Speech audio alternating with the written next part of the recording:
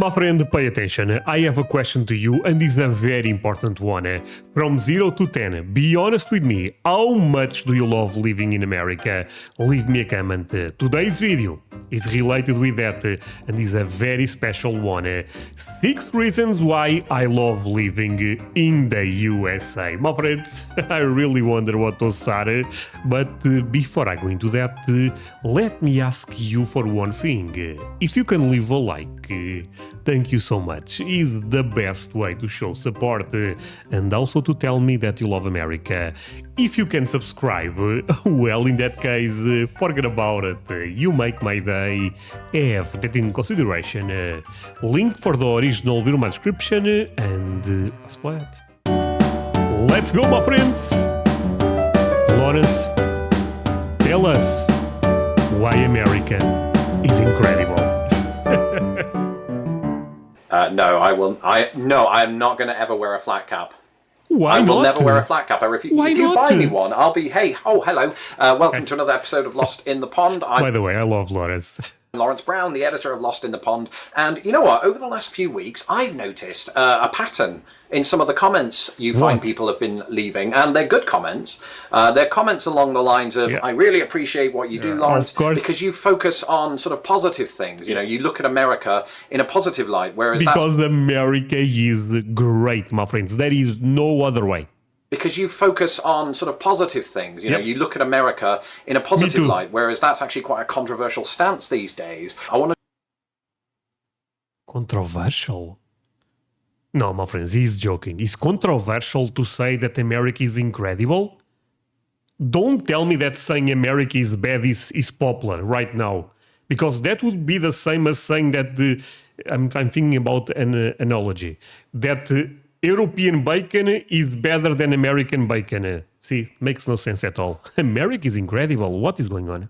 You look at America in a positive light, whereas that's actually quite a controversial stance these days. I want to try to put out a positive message. That is part of what I do, and I'm glad you appreciate it. And because of that, I'm going to reward you with 6 things that I love about living in America. So, starting at number 1. The weather? You know what? This one surprises me a bit. Because I love America, but the weather is something that can be a bit extreme, actually.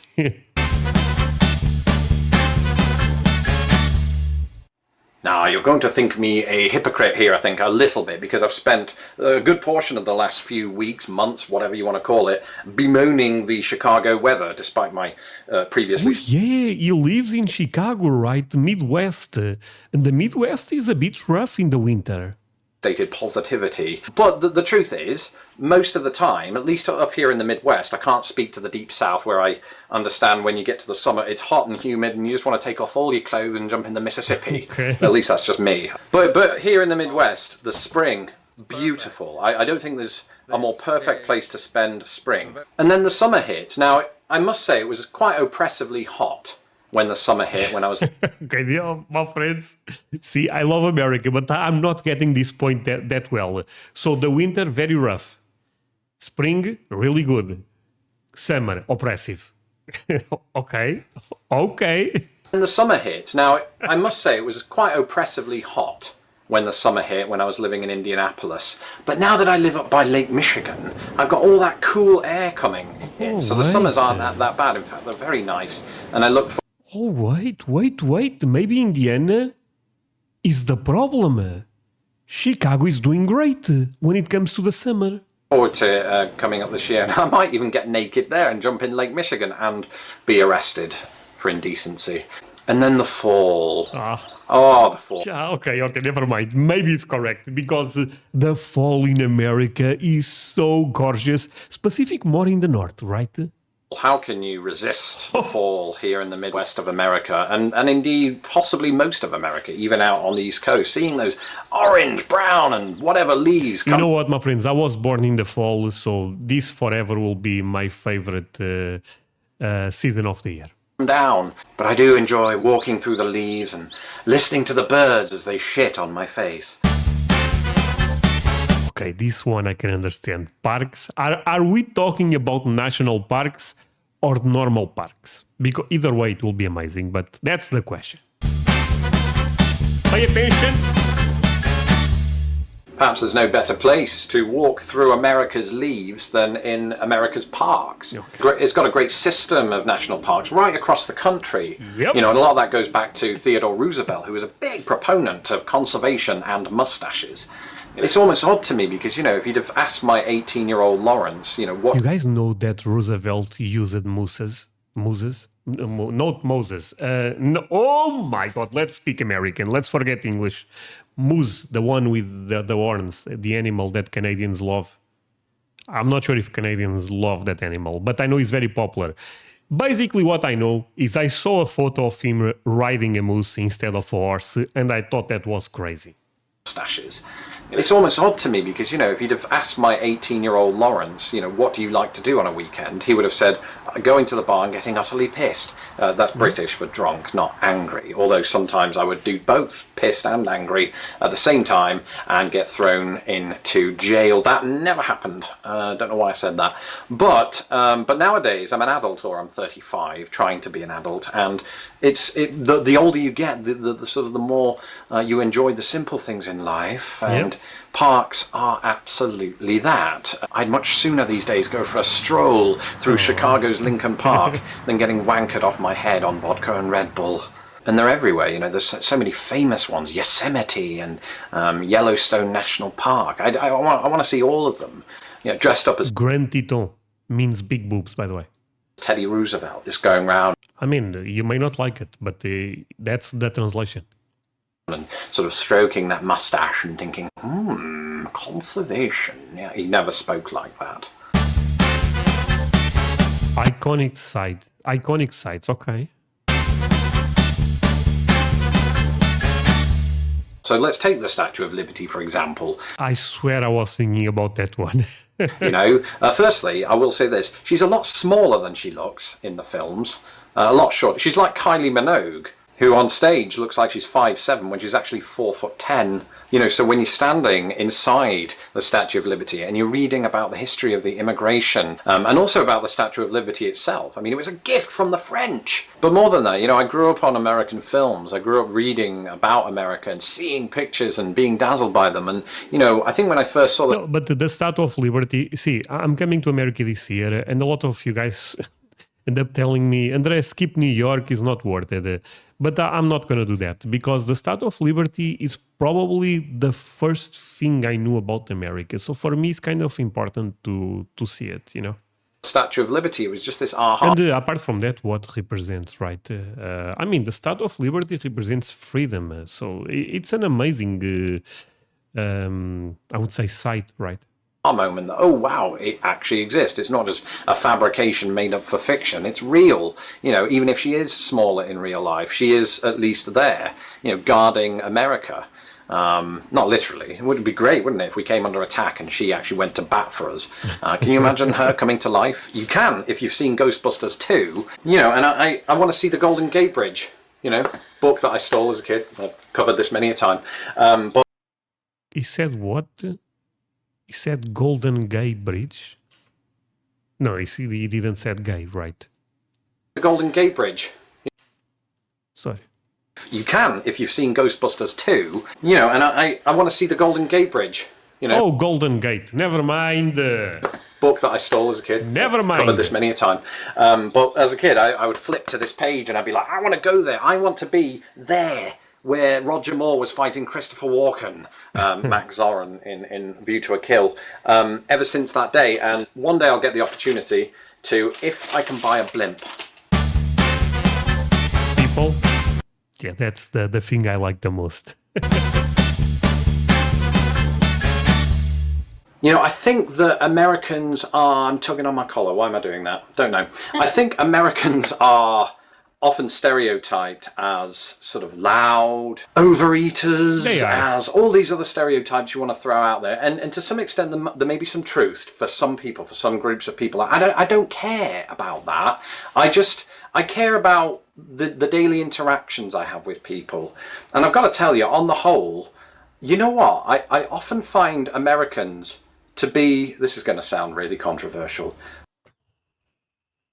I'm ready. Almost more polite than British people. Now, sometimes that comes across as a little superficial. That's controversial. I thought that was a fact. It's the sort of when you're being served in a restaurant, for example, but that sort of extends to everyday life, and it's small exchanges like that, and it's generalizing. So it's very hard for me to really state this unequivocally. But I like Americans, of course. I don't like Americans. I love Americans. My friends, look at the community we have here. Honestly, I'm not saying this to promote my Sunday live, but we go live every Sunday, and is the best moment of my week, my friends. Interacting with all of you, the amount of Americans, is 99%. My audience, I believe, is 98% Americans. 1% Canadian, so respect my Canadian viewers, please, and 1% from the rest of the world. But yeah, of course I love Americans. It's the lives is where I feel the sense of community that sometimes I lack. I lack in this type of videos, even though you guys leave a lot of comments. But it's different to be live and talking with you. Actually, my friends, if you ever watched one of my lives, please leave a comment here for people that never went to one. And be honest. If you don't like it, tell me. But if you like it, be honest. Did you had a good time in one of my lives? Because I think people need to join them a bit more.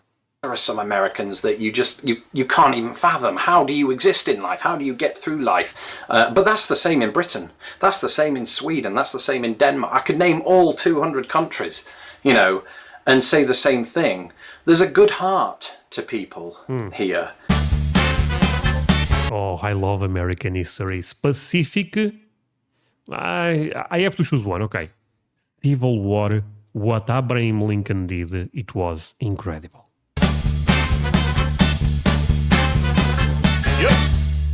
And that brings me on to another stereotype that you often hear is the history, is that America doesn't have history. It's only been around for 400 years, 300 years. You know what? That's true. But in the last 100, 200 years, a lot of things end up happening in America. So it's kind of like express history, but it's a really good one. But it hasn't. Firstly, we've got to remember this, that before that there was thousands of years of Native American history, which we don't want to overlook. Sorry, that's actually true. I forgot about Native Americans, but we also have to have that in consideration. You can walk all around this country, and very much in specific parts of it, and see remnants very much of that history. And indeed, of course, to this day, Native American tribes and tribal areas still exist across the country. Things like reenactments of a lot of the battles that happened, or just the everyday life of people in. Honestly, I have to Google this, but if someone knows, leave me a comment also. At the peak, how many Native Americans end up being in America? Before the Christopher Columbus ended up saying hello. I wonder, 10 million, maybe less, because I don't think it was a lot, but I really wonder the number. America, I know it will be an estimation, but I'm curious. Time. And even here in Chicago, if you want to talk about more immediate history, post Chicago fire, and the days of Al Capone are still very much in the air. You're seeing the infancy of the country, but it's an infancy that took part in the 20th century, and the 20th century was a period of such immense growth, for most industrialized countries. And so even though it's in its infancy, it's gone through phenomenal changes. And you can see those. It's like looking at a cliff face and seeing how over time, over millions of years, there's been different types of stone, different types of rock that tell you the age of the earth. Well, you kind of get a sense of that here in Chicago, just Chicago, but you go out to Philadelphia or parts of Pennsylvania and the East Coast, and you see some of those historic buildings where legislation was signed in the early days, the Declaration of Independence and all that, and yet they have a Starbucks around the corner. Not that I'm yet equating Starbucks with history. One day it will. No, but a short story. You guys have an expression that I don't know how to say it. Short stories. No. Short stories short. Well, how do you guys say that? It's basically when you guys want to finish the conversation. Short story and no. Oh my god, I don't remember. But basically, to finish this, American history is amazing. I look forward to the day, I won't be alive, when 200 years from now, historians look back and they find like an old Starbucks sign underneath some dirt. Do I have to say anything about this? Do I have to say anything about this? Landscape? I mean, there is a reason why Bob Ross has amazing pants, because he ended up looking around in America. Beautiful America. The landscape of this country it's unbelievable. So, you know, you're in the east part of the... Sorry. Long story short, did I got it right now? My friends, you guys, look, English is a difficult language. You guys, oh, André, it's not for me, okay? But, you know, long story short, perfect. Country it's unbelievable. So, you know, you're in the east part of the country, and even just in that section alone, from north to south, is just Michigan. You know, you see a lot of these sort of trees, especially so beautiful around like West Virginia, New York State, Pennsylvania, Virginia, that kind of area. It's fantastic. You're just sort of driving through West Virginia, and you think you're going nowhere because you kind of are. I actually saw that video, by the way. Just meandering around, but all around you are these green, rolling hills, the like of which you don't see anywhere else in my experience. And that's just the east. You know, I'm just barely touching the surface here. No pun intended, actually. It was entirely intended. And then you get out west. I've been fortunate enough on a couple of occasions to head out to Colorado and to see the Rocky Mountains, but I've not been fortunate enough to be in... No, oh... It's real. I was about to say something stupid, but I don't remember what I was about to say. Is this Colorado? Rocky Mountain I see raining fire from the sky. You guys don't know that one? From John Denver? I mean, I'm really bad at singing, but no. And to see the Rocky Mountains, but I've not been fortunate enough to be in the Rockies. I was just sort of surrounded by them. I would love the opportunity to just see these things rolling by me and to go out and see, like I said, the Mississippi. I won't get naked, I promise. No swimming in that, especially with the Crocs. Hey, the final words.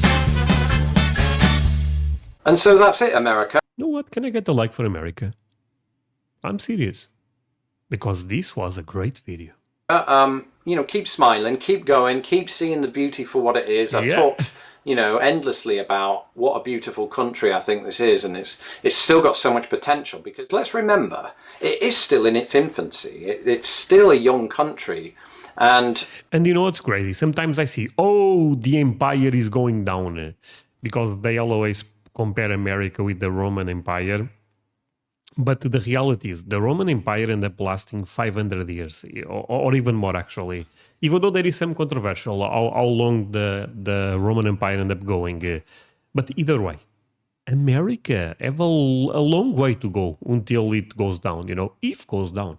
I mean, probably it will, because that's part of the cycle. But you guys get my point, right? America is in a very early phase. It'll mature like a fine wine. It'll mature like Great Britain and then become senile.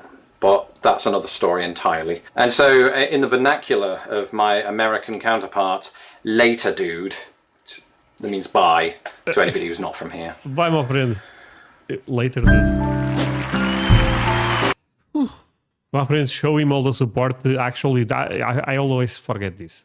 I have social media. You guys never care about that. I have 200k followers on YouTube, but I have almost zero on those platforms. Twitter or X. I don't know what is going on there, actually. Twitch, never did a live there. Instagram, never post there. Facebook, either way. Now I understand why I don't have follows there. That said, my friends, if you guys follow me there, I may post stuff there. Do whatever you want, actually. My friends, thank you so much. See you guys in the next one. Bye.